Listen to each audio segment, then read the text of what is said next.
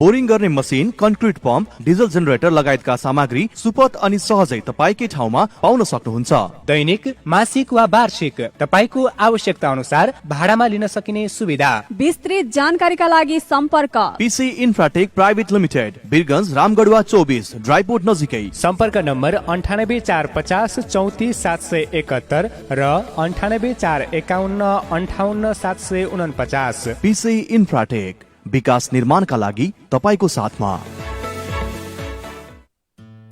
प्रदेश 2 कै पहिलो Birgunj heart and super speciality poly clinic. हजुर, प्रदेश नम्बर 2 कै कार्डियोलोजिस्ट डीएम महिला डाक्टर मधु गुप्ता सेवा दिँदै हुनुहुन्छ।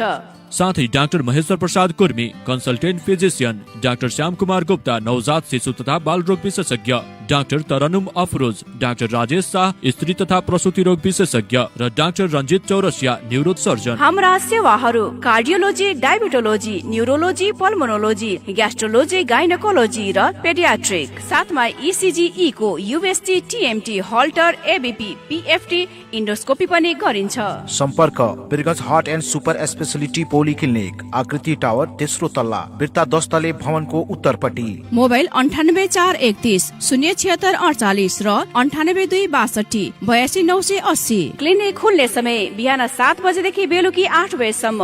One of the best clinic, Birgunj heart and super speciality poly clinic. काका काका ए लौ न, के भो काकालाई? ओहो, हार्ट अट्याक भयो जस्तो छ त। लौ न, छिटो गरौ न, यहाँ मान्छे मर्ला जस्तो भइसक्यो। के गर्ने त, कहाँ लैजाने? अब यता लग्ने उता लग्ने भनेर समय खेर नफालौ, बरु सिधै डाक्टर जितेन्द्र कुमार मिश्राकोमा लिएर जाउँ। डाक्टर जितेन्द्र, त्यहाँ चाहिँ किन लैजाने नि? किनभने प्रदेश नम्बर 2 मै एकमात्र क्याथ ल्याब सञ्चालन गर्न सक्षम डाक्टर हुन् जितेन्द्र कुमार मिश्रा। ए हो र? अनि के सुविधा उपलब्ध छन् त? सेवाहरू जालीद्वारा मुटुको बन्द रक्त सञ्चार खोल्ने एन्जियोप्लास्टिक, मुटुको चालमा गडबडी भएमा ब्याट्री हालेर ठिक गर्ने पेसमेकर, मुटुको बन्द रक्त सञ्चार जाँच गर्ने एन्जियोग्राफी, दौडाएर मुटुको चाल हेर्ने टिएमटी, मुटुको भिडियो एक्सरे, इको तथा इसिजी का साथै मुटुसँग सम्बन्धी कुनै पनि समस्याको समाधान तथा उपचार सहजै पाइन्छ। साथै घरमा बसी टेलिफोन मार्फत परामर्श पनि लिन सक्नुहुनेछ। विस्तृत जानकारीका लागि सम्पर्क डाक्टर जितेन्द्र कुमार मिश्रा। सम्पर्क नम्बर 9812 93969 र 9802 01819।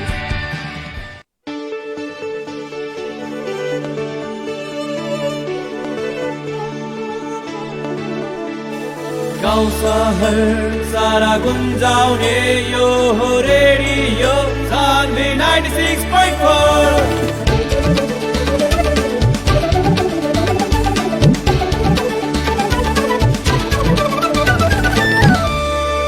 रेडियो सान्वी 96.4।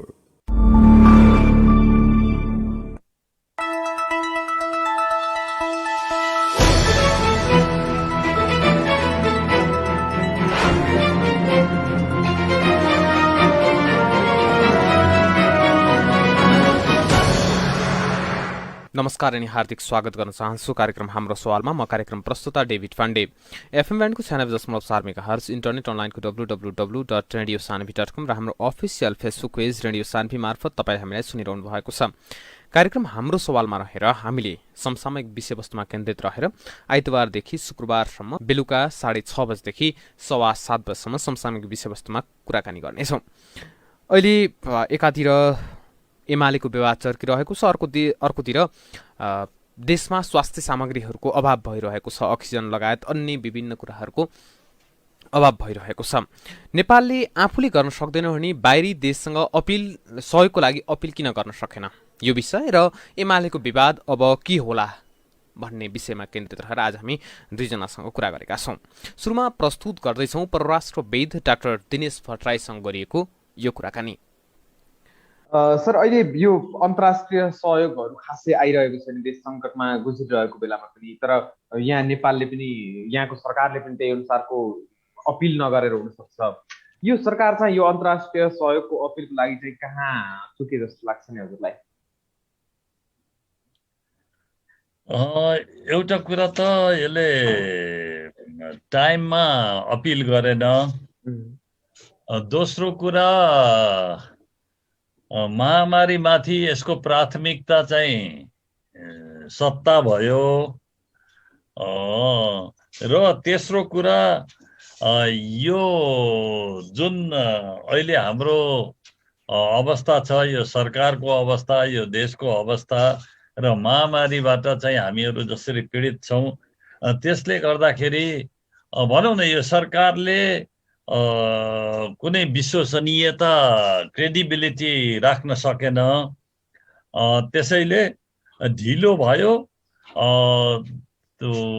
अपिल गर्ने तरिका भएन।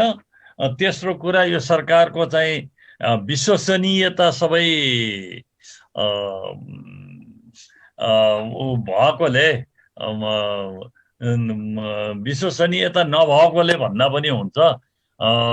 त्यसरी यस्तो महामारीको बेलामा हामीले छिमेकमा हेऱ्यौँ भने कसरी आइरहेको छ, यहाँ चाहिँ आउन सकेन।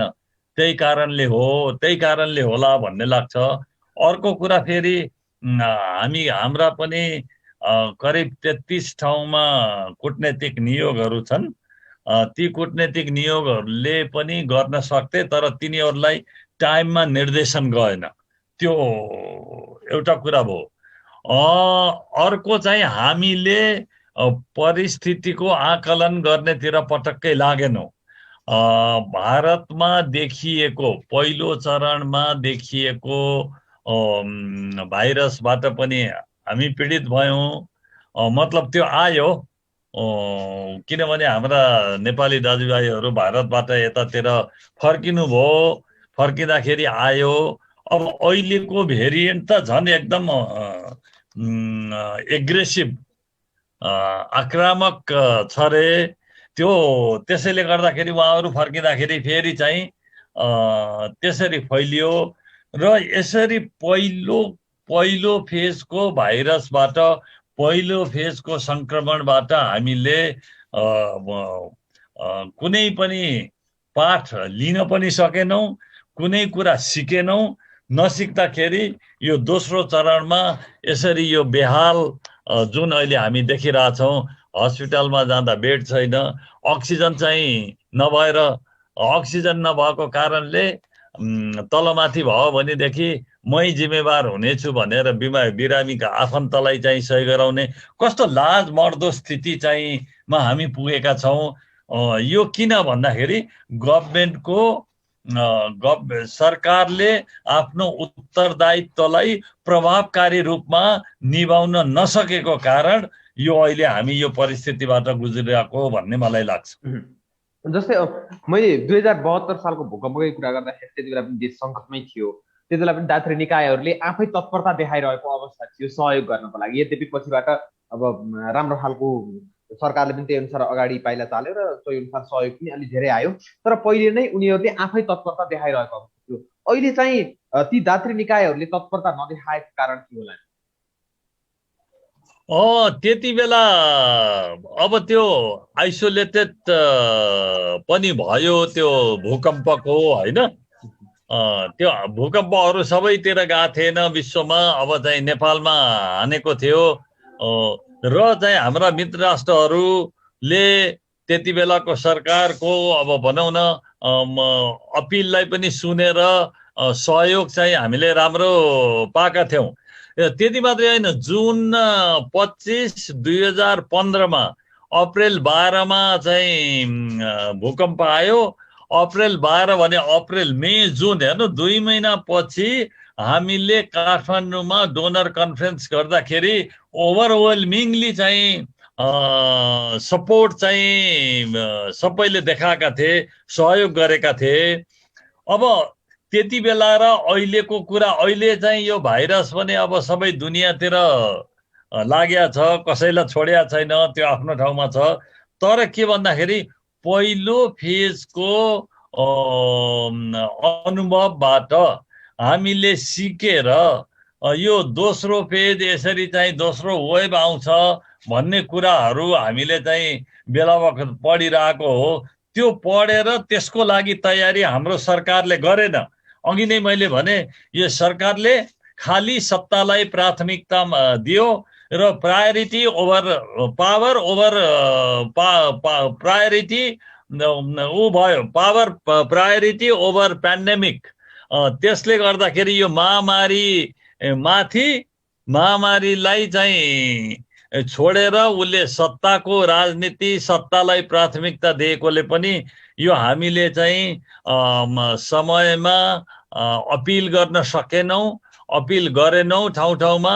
त्यसैले पनि अहिलेको सहयोग चाहिँ नआएको भन्ने चाहिँ लाग्छ मलाई।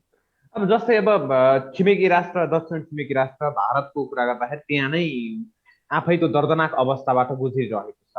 यता उत्तरी छिमेकी चीन, जहाँ कम्युनिस्टको शासन छ र पछिल्ला केही गतिविधिहरूले चीन र नेपालको सम्बन्ध अझै नजिक भएको हो कि जस्तो देखाइरहेको थियो।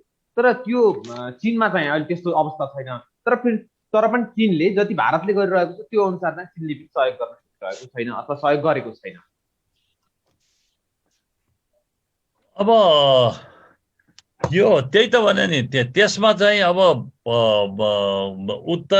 उत्तरी छिमेकीले गर्न सक्ने हो, उत्तरी छिमेकीले पनि किन गरेन भन्ने जुन प्रश्न उठाउनु भयो, त्यसमा यो सरकारको बोलीको ठेगान भएन। यसको विश्वसनीयता त्यहीँनिर आउँछ। उत्तरी छिमेकीले हामीलाई गर्न सक्थ्यो।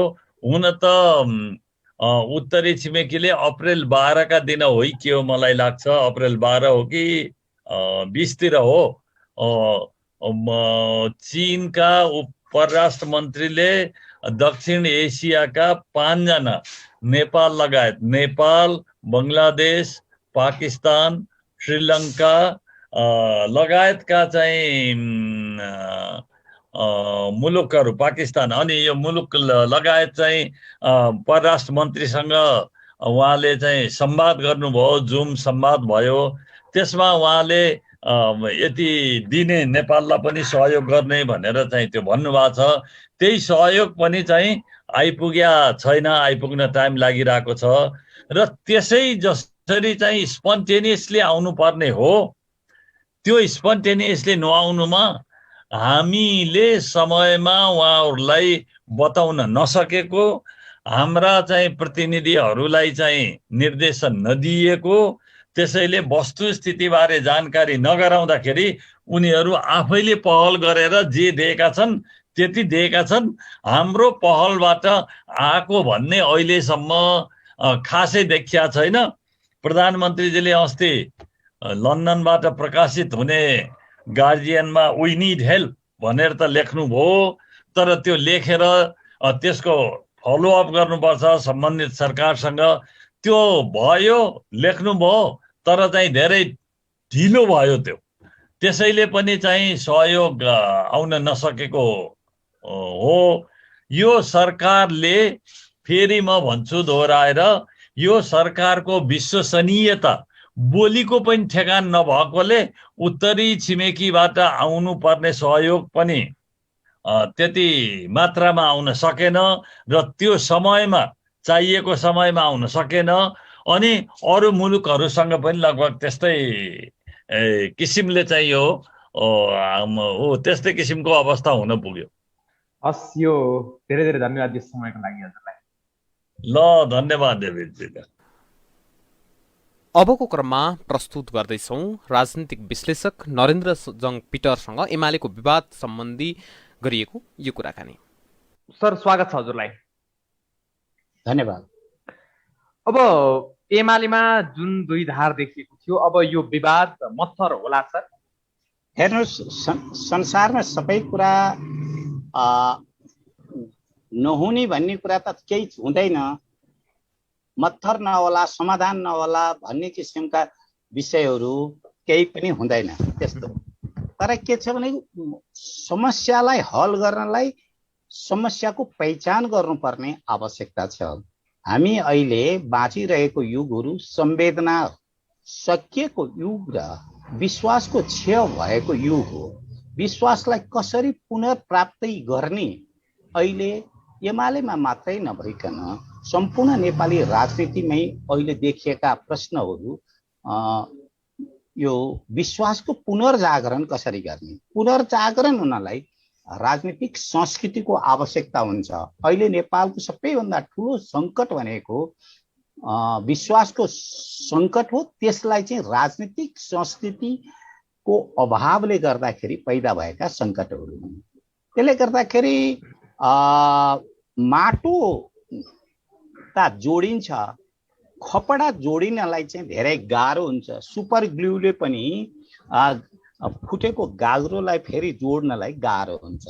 अहिले धेरै तरिकाले शङ्का उपशङ्काहरू छन्। त्यो उपशङ्का शङ्कालाई निर्मूल गर्न दुईटै पक्षका अगुवाहरू, मध्यम दर्जाका नेताहरू कति उहाँहरूसँग इच्छा शक्ति हुन सक्छ, कति फलामको चिउरा चपाउन सक्नुहुन्छ, यसैमा निर्भर पर्छ।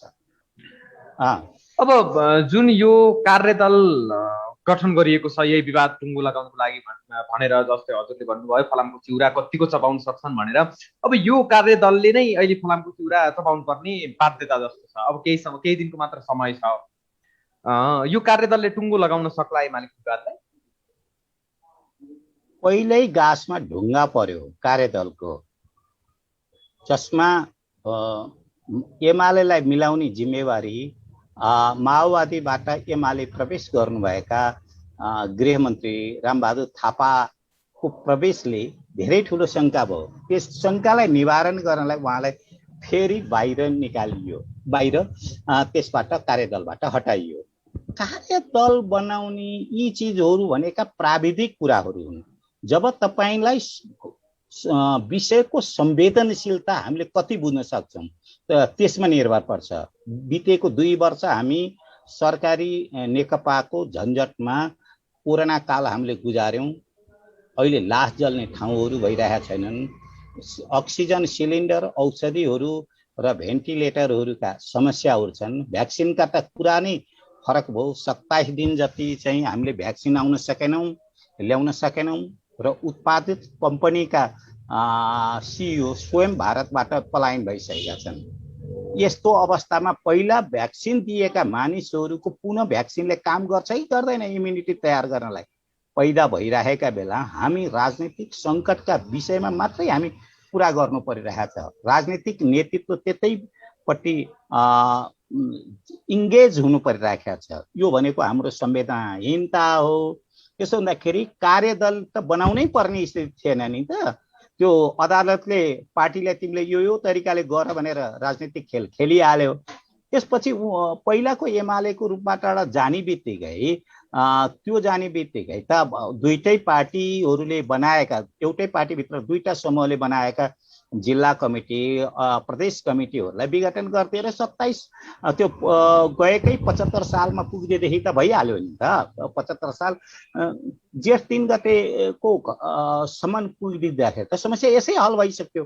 यहाँ दुईटैमा राजनीतिमा सिद्धान्तको राजनीति भन्दा षड्यन्त्रको राजनीति, सुविधाको राजनीति हाबी भएको हुँदाखेरि कार्यदल बनाउनु पर्या हो। त्यसो भन्दाखेरि कार्यदलले विश्वास प्राप्त गर्न सक्छ भन्ने विश्वास मलाई लाग्दैन हैन। पहिलो कुरा त मन पेट माझिनु पर्यो, नेताहरूका बीचमा बस्नु पर्यो। कम्युनिस्ट पार्टीमा एउटा भनिन्छ आलोचना, आत्मालोचनाका कुराहरू रहन्छन्। त्यसले चाहिँ म चाहिँ गएर हाम्रा समस्याहरू कहाँबाट पैदा भए दुईटै पक्षले रियलाइजेसन गर्ने, रियलाइजेसन गरिसकेपछि जुन एउटा रोडम्याप दिया छ, अदालतले दिएको रोडम्याप, त्यसै अनुसारको जाने। कार्यदलको त त्यत्रो झन्झटिलो विषय नै थिएन नि त। अनि नवप्रवेशीहरू, विभिन्न पार्टीहरूबाट प्रवेश भएकाहरूको राजनीतिक व्यवस्थापन गर्ने, त्यो त सहमति त्यो विपक्षी दलले पनि प्रधानमन्त्रीजीलाई त्यो म्यान्डेटहरू दिइसकेको छ। त्यो कार्यदलकै यत्रो ठुलो गम्भीर विषय भनेर हामीले हेर्नु हुँदैन। यो त कुनै समस्या हल नभइसकेपछि आयोगहरू बन्छन्, छानबिन समितिहरू बन्छन्, कार्यदलहरू बन्छन्। त्यो त भन्छन् विषयलाई घर्काउने विषय मात्रै हो। अब जस्तै अब योभन्दा थोरै अगाडिपट्टि जाउँ। यो मिलनको बिन्दु चाहिँ जुन एमालेको कहाँबाट सुरु भयो? बाध्यतामा ओली र माधव दुवै पक्ष परेका हुन् कि कुनै एक पक्ष बाध्यतामा परेर अलि लचक बनेको जस्तो देखिएको छ? होइन, दुईटै पक्षको लागि बाध्यताले गर्दा एकतामा जानु परेको छ। अब अंशमा सकिने कि समग्रमा सकिने दुवै पक्षलाई एउटा चुनौती थियो। आउँदो इलेक्सनमा एकले अर्कालाई हराउनपट्टि मात्रै चाहिँ लाग्ने हुँदाखेरि यो बिजोग देखिनु पर्ने अवस्थाहरू थियो। र दोस्रो तहका नेताहरूको राजनीतिक जीवनै ध्वस्तहरू हुने अवस्था थियो। त्यसले गर्दाखेरि बाध्यताको निकास अहिले एकता चाहिँ जरुरी परेको हो, त्यो चाहनाका आधारबाट होइन। अब यो कार्यदल बनाएर अघि बढेपछि चाहिँ माधव पक्ष चाहिँ कमजोर देखिएको हो कि ओली पक्ष भन्ने कुरा यो आफ्नो ठाउँमा छ। तर सुरुमा चाहिँ प्रधानमन्त्री अथवा पार्टीका अध्यक्ष केपी शर्मा ओलीले जुन प्रकारको अडान लिइराख्नु भएको थियो, त्यसबाट उहाँ 2075 जेठ 2 मा फर्किन तयार छु भन्न खोजेको यो सत्ता बचाउनको लागि मात्र हो अथवा अरू केही कारण हुन सक्छ, पार्टीकै हित सोचेर हो नि? स्थिति के छ भने कर्णाली प्रदेशले गण्डकले र लुम्बिनी प्रदेशले धेरै सन्देशहरू दिइसकेको थियो। यसले गर्दाखेरि राष्ट्रिय सभाको चुनावमा पनि असर पर्थ्यो र त्यहाँ धेरै किसिमका कुराहरू, नीति तथा कार्यक्रमहरू सरकारले सदनमा पेश गर्न सक्दैन थियो, बजेट पेश गर्न सक्दैन थियो। त्यसले गर्दाखेरि चौतर्फी लथालिङ्ग हुन सक्ने किसिमको एउटा समस्या प्रधानमन्त्रीजीहरूलाई थियो भने, दोस्रो कुरा राजनीतिक भविष्य गरेपछि या त अर्को नयाँ पार्टीको नयाँ तरिकाले जानलाई चाहिँ अर्को समूह तयार हुनु पर्दथ्यो। यी दुईटैमा चिज जाँदाखेरि समग्रमै सकिने किसिमको आत्मअनुभूति दुईटैले भएर अहङ्कारका धराराहरू ढल्दाखेरि फेरि आत्मसमीक्षा गरेर यो चाहिँ एकतापट्टि जानलाई दुई पक्षहरू तयार भएको जस्तो देख्दछु। यी घटनाहरू एक-एकवटा घटनाहरू विकास भइसकेका थिए नि त, जसले कि कर्णालीले दिएको सन्देश, गण्डकीले दिएको सन्देश, लुम्बिनीले दिएको सन्देश, अनि त्यस पछाडि तपाईँको सरकारमै म चाहिँ राजीनामा दिने सांसदहरूको अवस्था, यसले गर्दाखेरि परिस्थितिको यस्तो जटिलता आयो जसले गर्दा प्रधानमन्त्रीजीलाई ब्याक आउनलाई, आफ्नै अहङ्कारबाट पनि पछाडि हट्नलाई उहाँ बाध्य हुनुभयो। अब समग्रमा सकिनुभन्दा बरु अंशमा सकिनु ठिक हो भन्ने दुईटैको रियलाइजेसन फेरि यो एकताका आधारहरू हुन्। अब साँच्चै एकतापछि पनि भङ्ग भएका परिदृश्यहरू, जस्तै नेकपा तत्कालीन नेकपाकी कुरा गर्दाखेरि पहिले खुब राम्रोसँग एकता गरियो, त्यही अनुसार सन्देश पनि प्रवाह गरियो, तर एकतापछि पनि उनीहरू केही समयमा नै टिकेर गए, के अरे फुटेर गए। यो अवस्थामा अब एमालेको एकतापछि पनि फेरि कतै त्यस्तै परिदृश्य देखिने त होइन जस्तो तत्कालीन नेकपामा देखिएको थियो? त्यो पहिलाको अवस्था पनि दुईटै पार्टीलाई बाध्यता थियो। पार्टीको व्यवस्थापन, बुथ व्यवस्थापन दुईटै नेताहरूले गर्न सकिरहेका थिएनन्। शक्तिहरू अत्यन्तै छिन्न भिन्नहरू भएका थिए। त्यसपछि दुईटा नेताहरूको अब यसलाई चाहिँ सम्झौतामा गयो। त्यस बेला पनि पार्टी पद्धतिहरू कहीँ पनि ख्यालहरू भएन।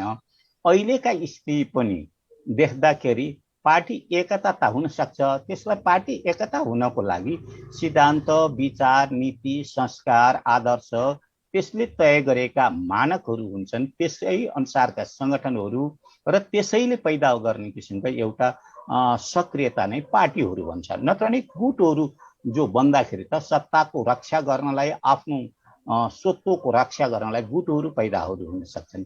त्यसले दुईटा कुरा देखिन्छ। एउटा त त्यो कानुनी रूपमा त एकता देखिन्छ हैन, तर वास्तविक रूपमा त्यो एकता भएको हुँदैन। त्यसमा पनि षड्यन्त्र र कसले कसको खुट्टा काट्ने हुन्छ। त्यसलाई डी फ्याक्टो एकता नभइकन डी जुरे एकताको रूपमा मात्रै देख्न सकिन्छ। जो अहिले पनि एउटा कुरा गरियो, गाउरो फुटिसकेपछि त्यसलाई जोड्नलाई सुपर ग्लूहरूले लगाएर पनि जोड्न खोज्न सक्दैन। त्यस्तै स्थितिको समस्याको बीचबाट अहिले सरकारी पार्टी अथवा नेकपाको अवस्था यो धान्ने, तान्ने, लतार्ने, भिसार्नेको अवस्था धेरै लामो समयसम्म जान्छ। त्यसमा दोस्रो तहका नेतृत्वहरूले राजनैतिक जीवन नै ध्वस्त हुन सक्ने अवस्थामा यसलाई व्यवस्थापन गर्न पहल कति लिन सक्छन्, यसैका आधारमा मनोवचन र कर्ममा एमालेको एकता चाहिँ हुन सक्छ भन्ने लाग्छ मलाई। अबको राजनीतिक कोर्स चाहिँ कसरी अगाडि बढ्ला? अब एमाले एकता नहुँदाखेरि एक प्रकारको माहौल बनिरहेको थियो। यद्यपि अन्तिममा गएर त्यो माहौल बिग्रिन पुग्यो। अबको राजनीतिक कोर्स चाहिँ कसरी अगाडि बढ्छ? हेर्नुहोस्, यहाँ राजनीतिक ज्योतिषहरूको केही काम छैन। कसरी बढ्ला भनेर अड्कल हुनको लागि पार्टीहरू, देशहरू विधानमा, संस्कारमा, अभ्यासमा, मूल्य मान्यतामा चलेको हुनुपर्दछ। यहाँ त दुई दुई जोड्दाखेरि 5 होइदिन्छ, 3 होइदिन्छ। अहिले नै राजनीतिक भविष्य यसै हुन सक्छ भनेर भन्न सकिँदैन। मूलत तरिकाले अहिले जे घटनाक्रमहरू विकास भइरहेछन्, मिडियाहरू रङ्गिरहेछन्, सामाजिक सञ्जालहरूमा अलग तरिकाले आक्रोश, कुण्ठा र निराशाहरू व्यक्त भइरहेछन्। मान्छे कोरोनाले मान्छे उपचार पहिला नै पनि मान्छेहरू आत्महत्यासम्ममा पुगिरहेको अवस्थामा यसै तरिकाले यो नै रोड म्यापमा अगाडि राजनीति जाला भनेर भन्न सकिँदैन। तर पनि यो समय घर्किँदै जाँदा अहङ्कारका टसलहरू चाहिँ बढ्ने देखिन्छ। यो चाहिँ समय घर्काउनको लागि त यति भयो। अहिले सबैभन्दा ठुलो हाम्रो बहसहरू कोरोनाको समस्यामा निराश जनमतलाई कसरी अगाडि लिएर आउने बहसहरू हुनु पर्थ्यो। हामीहरू राजनीतिक बहसमै मात्रै केन्द्रित हुनु परिरहेको छ। यो भनेको ज्यादै दर्दनाक कुरा हो र राजनीति यसै तरिकाले जान्छ भनेर कस्तै किसिमका भविष्यवाणी गर्न पनि कसैले पनि सक्ने स्थिति छैन। स्वयं राजनीतिलाई नेतृत्व गर्ने ड्राइभिङ सिटमा बसेका मानिसले पनि यस्तै तरिकाले जाला भन्ने हुँदै गर्न नसिकिरहेको बेला मैले यसै हुन्छ भनेर भन्न सक्दिनँ। किनभनेदेखि गाडी नयाँ भएर मात्रै पुग्दैन, बाटो सफा भएर मात्रै हुँदैन, ड्राइभरहरू कति कुशल छन् त्यसमा भर पर्दछ। हामी एउटा भगवान भरोसेका साथमा छौँ र राजनीति पनि भगवान भरोसे, राम भरोसेमा चाहिँ जाँदैछ। त्यसको पीडा चाहिँ आम यस्तै तरिकाले जान्छ भनेर भविष्यवाणी गर्न सकिँदैन। यहाँ त कति ठुला ठुला क्यालकुलेटर बिग्रिएका छन्। समय, परिस्थिति, राजनीतिहरू भनेको हुकुमले, आदेशले र इच्छाले, अनुरोधले हाँकिँदैन, त्यो वस्तुगत अवस्थाले हाँकिन्छ। त्यसमा अहिले तपाईँका प्रश्नको ठिक तरिकाले उत्तर दिन सक्न असमर्थ छु यो विषयमा चाहिँ यसै गरे जान्छ भनेर। जस्तै अब जसपाले आज मात्र कार्यकारिणी समिति बसेर आफ्नो नेतृत्वमा सरकार बन्ने अवस्था आयो भने चाहिँ सरकारमा जाने भनेर निर्णय गरेको छ, सम्भव होला त्यो? मैले तपाईँको यो प्रश्नको उत्तर अगाडि दिएँ। हाम्रा प्रभुहरूको के इच्छा र आदेश हुन्छ, त्यसैका आधारमा नेपालका राजनीतिहरू हुन्छन्। त्यसको घटनाक्रम, विकसित घटनाक्रमले पनि त्यही बताइरहेको छ। त्यसो भने कि जसपाको निर्णय कसरी भयो भन्दाखेरि जसपाको निर्णय कसरी गराइयो भन्नेमा रहन्छ। त्यसले खासै किसिमको प्रभाव पार्दैन, मूल प्रभाव पार्दैन। अनि यो पनि बाहिरी चलखेल हो भन्न मिल्छ। अब यहाँ त पहिलो कुरा त आफ्ना कमजोरीलाई लुकाउन पनि हामीहरू बाहिरको भनेर भन्ने गर्दछौँ। तर अहिलेका बेलामा स्पष्ट चलखेलहरू, घटनाले, परिणामले दिने किसिमको सन्देश भनेको कुरा हाम्रा निर्णय गर्नलाई हामी नै मात्रै चाहिँ सक्षम छैनौँ भन्ने किसिमको विकसित घटनाक्रमले बताइरहेको छ। अन्तिममा सर, अब देश सङ्कटमा परेको बेलामा जुन प्रकार राजनीतिक खिचातानीहरू भइरहेका छन्, यताउता जुन तानातान भइरहेको छ, यसलाई चाहिँ तपाईँले कसरी हेर्नुहुन्छ? यो एउटा संवेदनहीन समयमा हामी बाँचिरहेका छौँ, जहाँ मानिसको जीवन सस्तो भएको छ। मृत्यु अत्यन्तै तरिकाले हाम्रा सामनेमा आइरहेछ। हामी एउटा असफल राष्ट्र त कतै बन्दै छैनौँ। हाम्रा न्यायालय, हाम्रा प्रशासनहरू, यन्त्रहरू, संवैधानिक निकायहरू जति ध्वस्तताका अवस्थामा गइरहेछन्, शक्ति केन्द्रीकरणहरू भइरहेछ, कसैलाई विश्वास गर्ने आधार छैन। आजै पनि चाहिँ तपाईँले देख्नु सक्नुहुन्छ, हरेक विषयमा भ्रष्टता नै हाम्रो संस्कृति भइरहेको बेला राजनीति नै सबै भ्रष्टतामा गएको छ। हामी नै संवेदनहीन भएको छौँ। आज सिमोटेदेखि 3 दिन पछाडि हामी ऐया भन्छौँ, आज काउकुती लाए 7 दिन पछाडि हामी हाँस्छौँ। यो अवस्था चाहिँ संवेदनहीनताको अवस्था भनेको एउटा राष्ट्रको लागि अत्यन्तै पीडादायी अवस्था, दर्दनाक अवस्था हो। यो दर्दनाक अवस्था हामी झेल्नलाई विवश भइरहेका छौँ। हस्, यो समयको लागि धेरै धेरै धन्यवाद। हस्, धन्यवाद। हवस् त आजको लागि कार्यक्रम हाम्रो सवाल यति नै। अर्को श्रृङ्खलामा नयाँ विषयवस्तु नयाँ व्यक्तित्व सहित उपस्थित हुनेछौँ। तबसम्मका लागि हामीलाई सुन्दै गर्नुहोला। नमस्कार।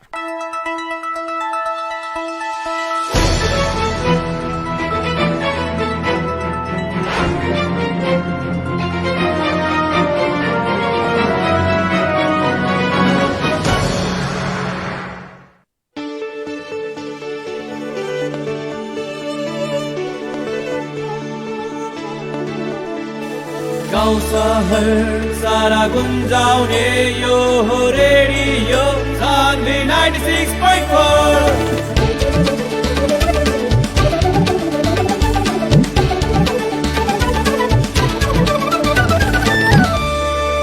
रेडियो सान्वी 96.4। दोस्रो लहरको कोरोना संक्रमण तीव्र गतिमा बढिरहेकोले अति आवश्यक नभए घरबाट बाहिर